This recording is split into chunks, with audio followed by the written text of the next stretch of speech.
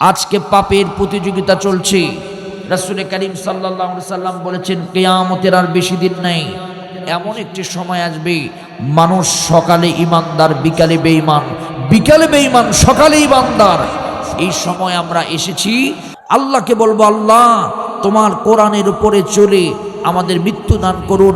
আওয়াজ তুলে বলেন আমিন। আওয়াজ তুলে বলেন তো, আমাদের মৃত্যু আছে না নাই? আমরা যে কোনো সময়, যে কোনো মুহূর্তে আমাদের মৃত্যু হবে, নির্দিষ্ট কোনো সময় আমাদের নাই।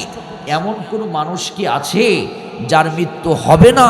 এরকম কোনো লোক কি আমাদের দেশে আছে, এই পৃথিবীতে আছে? না, নাই। সব প্রাণীদেরকে মৃত্যুবরণ করতে হবে। কুল্লু নাফসিন যায়িকাতুল মাউত। এই পৃথিবীতে সবাইকে মৃত্যুবরণ করতে হবে।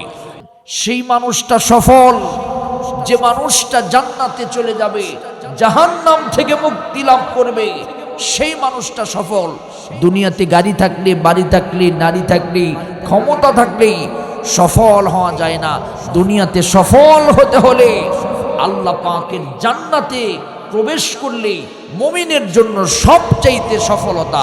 আওয়াজ তুলে বলেন সুবহানাল্লাহ। জোরে বলেন তো, আমরা জান্নাতে যেতে চাই না জাহান্নামে যেতে চাই? জান্নাতে যেতে হলে জান্নাতের কাজ করার দরকার। জোরে বলেন আছে না নাই? আমাদেরকে কাজ করতে হবে। আল্লাহ রাব্বুল আলামিন বলেন, বান্দা শোনো, তোমাদের মৃত্যু হয়ে যাবে।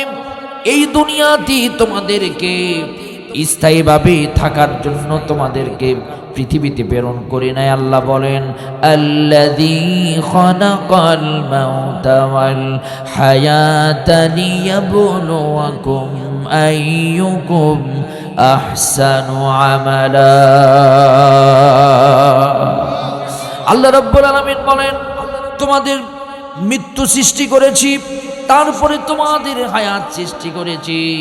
এই জন্য সৃষ্টি করেছি, লিয়াবলুয়াকুম আইয়ুকুম আহসানু আমালা। কে আল্লাহর পরীক্ষায় পাশ করে ভালো আমল করে দুনিয়া থেকে বিদায় হতে পারো। এই দুনিয়াতে ভালো আমল না করলে কবরে ভালো থাকা যাবে না। আর কবরে যদি কেউ ভালো না থাকে, সে জান্নাতে যেতে পারবে না। রাসূল বলেছেন, আল কবরু রাউদাতুম মিন রিয়াজিল জান্নাহ আও হুফরাতুম মিন হুফারিন নার। কবর কারোর জন্য জান্নাতের বাগান, আর কারোর জন্য জাহান্নামের গর্ত। তাহলে আওয়াজ তুলে বলেন তো, কবরের জীবনটা ভালো হওয়ার দরকার আছে না নাই? এই কবরের জীবনটা ভালো করার জন্য আমল নিয়ে কবরে যেতে হবে। আল্লাহ পাক বলেন, বান্দা শোনো, তোমাদেরকে পৃথিবীতে আমি সৃষ্টি করেছি, একা একা দুনিয়াতে এসেছি রে, আবার একা একা দুনিয়া থেকে বিদায় নিতে হবে। এই জন্য একাই যেহেতু দুনিয়া থেকে বিদায় নিতে হবে, মৃত্যুবরণ করার পর কোনো মানুষের সাথে সঙ্গী হবে না। একমাত্র সঙ্গী হবে, সেটি হলো আমার আমল। আমল যদি আমার সঙ্গী হয়, আমি আল্লাহ পাকের জান্নাতে চলে যাব। আর কোনো মানুষের মৃত্যু যদি ভালো হয়, ওই মানুষটা আল্লাহ পাকের জান্নাতে চলে যাবে। আওয়াজ তুলে বলেন সুবহানাল্লাহ। হযরত মূসা আলাইহিস সালাতু ওয়াস সালাম কি আল্লাহ রাব্বুল আলামিন কথা বলার জন্য তুর পাহাড়ে ডেকে নিয়ে গেলেন। হযরত মূসা কি আল্লাহ জিজ্ঞাসা করলেন, মূসা তুমি কেমন আছো? মূসা বলছে, আলহামদুলিল্লাহ ভালো আছি। মূসা, তুমি পৃথিবীতে বেঁচে থাকতে চাও না মরে যেতে চাও? হযরত মূসা বললেন, আল্লাহ মরে যেতে চাই। আল্লাহ রাব্বুল আলামিন বললেন, মূসা এই পৃথিবীতে কেউ তো মরতে চায় না, তুমি মরতে চাও কেন? হযরতে মূসা বলছে, 3 কারণে মরতে চাই। আওয়াজ তুলে বলেন তো, জোরে বলেন তো, কারণ যেন কয়টা? 3 কারণে মরতে চাই। 1 নাম্বার, না মরলে জান্নাত পাওয়া যাবে। জোরে বলেন, জান্নাত পাওয়া যাবে। একজন মুমিনের মৃত্যুটা হলো রিস্ট্রিকশন। মৃত্যুবরণ করার সঙ্গে সঙ্গে মুমিন জান্নাতে চলে যাবে। জোরে বলেন সুবহানাল্লাহ। আল্লাহ রাব্বুল আলামিন বলেন, ফামান সুহসিহা আনিন নারি وأدخل الجنة فقد فاز ওই ব্যক্তিটাই সবচেয়ে বড় সফল, যে ব্যক্তিটা জান্নাতে চলে যাবে, যেই ব্যক্তিটা আল্লাহ পাকের জাহান্নাম থেকে মুক্তি লাভ করবে। হযরত মূসা আলাইহিস সালাতু ওয়াস সালাম কি বললেন? দ্বিতীয় কি কারণ বলো, কি কারণে তুমি মরতে চাও? হযরত মূসা বলছি, আল্লাহ পাক মরলেই আপনাকে পাবো। সুবহানাল্লাহ বলেন, আপনার দিদার পাবো মারা গেলি। তৃতীয় নাম্বার কেন চাও? আমার আজকের যে আলোচনার মূল বিষয় ভালো মৃত্যুর উপায়, আপনারা একটু মনোযোগ দিয়ে শুনলে আলোচনাটা বুঝতে পারবেন। 3 নাম্বার কারণ হলো এই ক্ষণস্থায়ী জীবন ছেড়ে আমি চিরস্থায়ী জীবনে পদার্পণ করব। আওয়াজ তুলে বলেন সুবহানাল্লাহ। তাহলে হাত তুলে বলেন তো, আমরা মৃত্যু চাই কি চাই না? মৃত্যু আমরা সকলে চাই কি চাই না? মৃত্যু যদি নাও চান তাও আপনার মৃত্যু হবে, কিন্তু আমরা চাই আল্লাহ আমাদের ভালো মৃত্যু হোক। জোরে বলেন আমিন, আরো জোরে বলেন আমিন। কোন মানুষের যদি ভালো মৃত্যু হয়, ও বাবাজিরাম, ও আমার নাটাই পাড়ার মুসলমান, কারো যদি ভালো মৃত্যু হয় সে জান্নাতে চলে যাবে, সে জাহান্নামে যাবে না। যখন একজন মানুষের ভালো মৃত্যু হবে, একটা পিঁপড়া যেমন কামড় দিলে একটু কষ্ট হয়, এর চাইতেও কম কষ্টে আল্লাহ পাক ওই বান্দার জানটা কবজ করবেন। কোন মানুষের যদি ভালো মৃত্যু হয়, জান্নাত থেকে আল্লাহ পাক ফেরেশতা প্রেরণ করবেন। ফেরেশতারা একটা রুমাল নিয়ে আসবেন, এসে সাদা রুমাল নিয়ে এসে ওই বান্দাকে সুন্দর করে বলবেন, ইয়া আইয়াতুহান নাফসুল মুতমাইন্না ইরজিই ইলা রাব্বিকি রাদিয়াতাম মারদিয়া ফাদখুলি ফি ইবাদি ওয়াদখুলি জান্নাতি। হে ভালো আত্মা, উখরুজি বের হয়ে আসো। ভালো আত্মা এমন ভাবে বের আসবে মুমিন বান্দাটা টের পাবে না। এই জন্য আপনাদেরকে বলি, আর একবার বলেন তো, আমরা ভালো মৃত্যু চাই কি চাই না? ভালো মৃত্যুর উপায় হলো 5টা। জোরে বলেন কয়টা? আরো জোরে, জোর হলো না। মার্কা কিরে? 5টা। মাশাআল্লাহ। আল্লাহর নামের স্লোগান দেওয়ার দরকার আছে না নাই? আল্লাহর নামের স্লোগান দিলে খুশি হন কে? আল্লাহ পাক খুশি হন। কিন্তু আমরা মানুষের নামের স্লোগান দিই, অমুক নেতার চরিত্র ফুলের মতো পবিত্র, নামাজ পড়ে না, 1 ওয়াক্ত গাঞ্জা খায়, 5 ওয়াক্ত। আছে না নাই? জোরে বলেন আছে না নাই? কিন্তু আল্লাহর নামের স্লোগান দিলে খুশি হবেন কে? জোরে বলেন তো, ভালো মৃত্যুর উপায় জানো কয়টা? হাত তুলে দেখান, জোরে বলেন কয়টা? কি ওয়াজ করলাম, এটা বাড়িতে নিয়ে যেতে হবে, বাড়িতে না নিয়ে গেলে হবে না।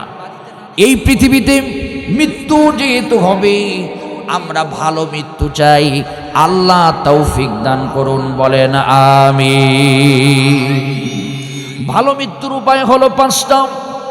1 নম্বর উপায় হলো কালিমা পড়ে দুনিয়া ছেড়ে বিদায় নেওয়া। সুবহানাল্লাহ বলেন, আরো জোরে বলেন সুবহানাল্লাহ। বিশ্বনবী মুহাম্মদুর রাসূলুল্লাহ সাল্লাল্লাহু আলাইহি ওয়াসাল্লাম, আমার নবী যখন দোয়া করতেন, আওয়াজ তুলে বলেন তো, আল্লাহর কাছে আমাদের দোয়া করার দরকার আছে না নাই? আরো জোরে বলেন আছে না নাই? আল্লাহর নবী যখন দোয়া করতেন, তখন একটি দোয়া সবসময় আমার নবী করতেন, আল্লাহুম্মা রযুকনাল হুসনুল খাওয়াতিব। আল্লাহ আমার শেষ যেন সুন্দর হয়, আমার শেষ যেন ভালো হয়। অর্থাৎ শেষ জীবনের যখন শেষ বিদায় নিব, মৃত্যুবরণ করব, শেষ বাক্যটা যেন আমার হয় লা ইলাহা ইল্লাল্লাহ মুহাম্মাদুর রাসূলুল্লাহ। বিশ্বনবী বলেন, মান কানা আখিরু কালামি লা ইলাহা ইল্লাল্লাহ, যার জীবনের শেষ বাক্য হবে লা ইলাহা ইল্লাল্লাহ, ওই বান্দাটা আল্লাহর জান্নাতে চলে যাবে। মৃত্যুর সময় কোনো বান্দা যদি লা ইলাহা ইল্লাল্লাহ পড়তে পারে, ওই বান্দাটা আল্লাহর জান্নাতে চলে যাবে। আল্লাহর নবী বলেন, কারো যদি মৃত্যুর সময় ঘনিয়ে আসে, খুব আশঙ্কাজনক অবস্থা, তার পাশে তোমরা দাঁড়িয়ে দাঁড়িয়ে তোমরা কালিমা উচ্চারণ করো, কারণ একজন শয়তান সেখানে এসে তাকে কালিমা পড়া থেকে বিচ্ছিন্ন করতে চায়। তুমি লা ইলাহা ইল্লাল্লাহর তালকিন দিবি, বান্দাটা কালিমা পড়লে জান্নাতি হয়ে যাবে। আল্লাহর নবী বলেন, কারো যদি মৃত্যুর যন্ত্রণা শুরু হয়ে যায়, ওই মানুষের পাশে বসে তোমরা সূরা ইয়াসিন তেলাওয়াত করো। সূরা ইয়াসিন যখন তেলাওয়াত করবে, ওই বান্দার মৃত্যুর যন্ত্রণা আল্লাহ কমিয়ে দিবেন, ওই বান্দার মুখে কালিমা নসিব হবে। সুবহানাল্লাহ বলেন, আরো জোরে বলেন সুবহানাল্লাহ। সবাই তো চায় আমার মুখে কালিমা নসিব হোক, আমি জীবনের শেষ বাক্য যেন লা ইলাহা ইল্লাল্লাহ বলতে পারি। সবাই চায়, কিন্তু সবার মুখে কিন্তু কালিমা নসিব হবে না, সবাই কিন্তু কালিমা পড়তে পারবে না। কারা কালিমা পড়তে পারবে আর কারা কালিমা পড়তে পারবে না, আল্লাহ পাক সূরাতুল ইব্রাহিমের ২৭ নম্বর আয়াতে বলেন, ইউসাব্বিতুল্লাহুল্লাযীনা আমানু বিল কওলিস সাবিতি ফিল হায়াতিদ দুনিয়া। দুনিয়ার জীবনে যারা এই কালিমার উপরে জীবন পরিচালনা করবে, লা ইলাহা ইল্লাল্লাহ পড়ে, শুধুমাত্র মুখে মুখে লা ইলাহা ইল্লাল্লাহ পড়েনি, অন্তরের ভিতরে কালিমার জায়গা দিয়েছে, বাস্তবিক জীবনে এই কালেমার সাথে যারা সম্পর্ক স্থাপন করেছে, ইসলামের উপরে যারা জীবন পরিচালনা করেছে, আল্লাহ পাক মৃত্যু তাদের ইমানের মৃত্যু দিবেন। আর যার ইমানের মৃত্যু হবে, তার মুখে মৃত্যুর সময় নসিব হয়ে যাবে লা ইলাহা ইল্লাল্লাহ মুহাম্মাদুর রাসূলুল্লাহ। আমার বাবাজিরা খুব মনোযোগ দিয়ে শুনবেন, আলোচনা যেহেতু লম্বা করব না। 2 নম্বর ভালো মৃত্যুর উপায় হলো শাহাদতের মৃত্যু। শাহাদতের মৃত্যু। এই দুনিয়াতে কত মানুষ দুনিয়া ছেড়ে বিদায় নেয়, রোড অ্যাক্সিডেন্ট করে কত মানুষ বিদায় নেয়, হার্ট স্ট্রোক করে কত মানুষ জ্বরে মৃত্যুবরণ করে, কত মানুষ এই দুনিয়া থেকে বিদায় নেয়, কত খারাপ অবস্থা তৈরি হয়। কিন্তু সবচাইতে ভালো মৃত্যুর নাম হলো শাহাদতের মৃত্যু। আল্লাহর নবী বলেন তোমরা দোয়া করবে আল্লাহর কাছে শাহাদতের মৃত্যু চেয়ে। বিশ্ব নবী বলেন, বাল্লাগাল্লাহু মানাসিলুশ শুহাদা ওয়া ইম্মাতান আলা ফিরাশিহি। কেউ যদি শহীদ হওয়ার তামান্না নিয়ে আল্লাহর কাছে দোয়া করে, ওই বান্দা যদি জ্বরে পড়েও কিংবা সাধারণ মৃত্যু যদি হয়, আল্লাহ রাব্বুল আলামিন ওই বান্দাকে শহীদ হিসাবে কবুল করবে। জান্নাতের সার্টিফিকেট প্রাপ্ত সাহাবী হযরত ওমর রাদিয়াল্লাহু তাআলা যখনই আল্লাহর কাছে হাত তুলতেন, তখনই দোয়া করতেন, আল্লাহুম্মা রযুকনি শাহাদাতান ফি সাবিলিক ওয়াজআল মাউতু ফি বালাদি রাসূলিক। রব্বুল আলামিন তোমার কাছে দোয়া করি, আল্লাহ যে সাহাবীটা দুনিয়াতে থাকতে রাসূল যাকে জান্নাতের গ্যারান্টি দিয়েছেন, সেই সাহাবী আল্লাহর কাছে দোয়া করতেন, আল্লাহ তুমি আমাকে শহীদের মৃত্যু দাও, আল্লাহ নবীর দেশে আমার মৃত্যু দাও। বিশ্বনবী মুহাম্মদুর রাসূলুল্লাহ সাল্লাল্লাহু আলাইহি সাল্লাম বলেন, কেউ যদি শহীদের মৃত্যু পেয়ে যায়, সে আল্লাহর জান্নাতে চলে যাবে। সুবহানাল্লাহ বলেন, আরো জোরে বলেন সুবহানাল্লাহ। শহীদের মৃত্যু হওয়ার সাথে সাথে আর কোনো রিস্ট্রিকশন থাকে না, ওই বান্দাকে আল্লাহ পাক জান্নাতে কবুল করেন।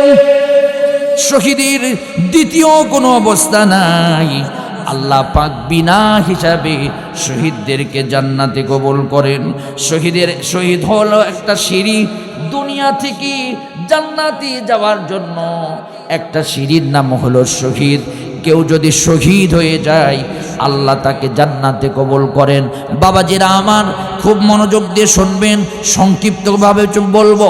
শহীদ কারা হবে, কিভাবে শহীদ হতে পারবে, আল্লাহ রাস্তায় কারা জীবন দিতে পারবে, আর কাদের কি আল্লাহ ভালো মৃত্যু নসিব করবেন, শাহাদতের মৃত্যু নসিব করবেন, সেই কথাটা বললেই আজকের আলোচনার শেষ পর্যায়ে নিয়ে গিয়ে আমি চোখের এক ফোঁটা পানি আপনাদের কাছ থেকে নিতে চাই।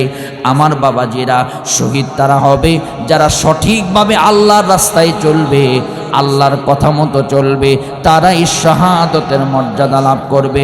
যারা হকের পক্ষে বাতিলের বিরুদ্ধে যারা সব সময় স্লোগান দিবে, আল্লাহ তাআলা তাদেরকে শহীদ হিসাবে কবুল করবেন। জোরে বলেন সুবহানাল্লাহ।